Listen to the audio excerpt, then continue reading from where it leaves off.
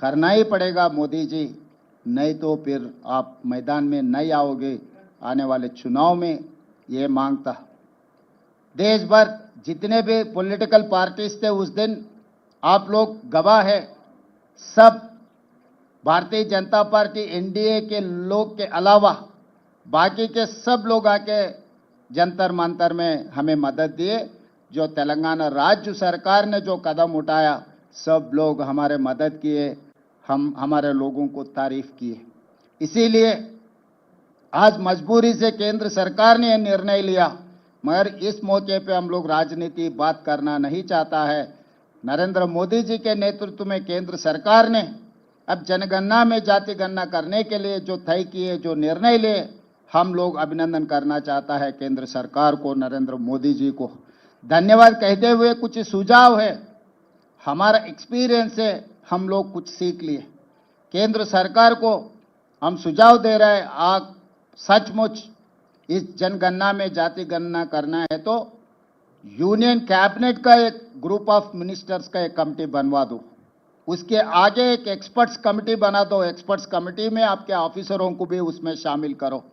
उसके बाद पूरा देश भर आप स्टडी करो, राज्य राज्य में अलग अलग जाति है। उदाहरण, यहाँ के जो बोया कम्युनिटी तेलंगाना में ओबीसी है, मगर कर्नाटक में वो ट्राइबल है। यहाँ के लंबाड़ा ट्राइबल है, महाराष्ट्र में वो ओबीसी है। ऐसे बहुत सारे जाति अलग अलग राज्य में अलग अलग रिजर्वेशन आज उन लोग लागू किए। इसीलिए अलग अलग राज्य में अलग अलग जाति का गणन करना है तो अलग अलग प्रोफाइल, अलग अलग विधान लेना पड़ेगा। इसके लिए आप लोग पहले कंसेंसस बिल्ड करने के लिए एक ग्रुप ऑफ मिनिस्टर्स का एक कमेटी बनवा दो, उसके आगे एक्सपर्ट्स कमेटी विथ ऑफिसर्स। तब आपको ये समझ में आएंगे हर राज्य में कौन से सवाल आने वाले हैं जनगणना में, ये जाति गणना करने के लिए। वो उसके बाद हम लोग कंसल्ट किए, हम पॉलिटिकल पार्टी से चर्चा किए, ऑफिशियल डायलॉग किए, उसके आगे स्टेक होल्डर से हम लोग चर्चा किए, उसके आगे सिविल सोसाइटी से भी हम चर्चा किए।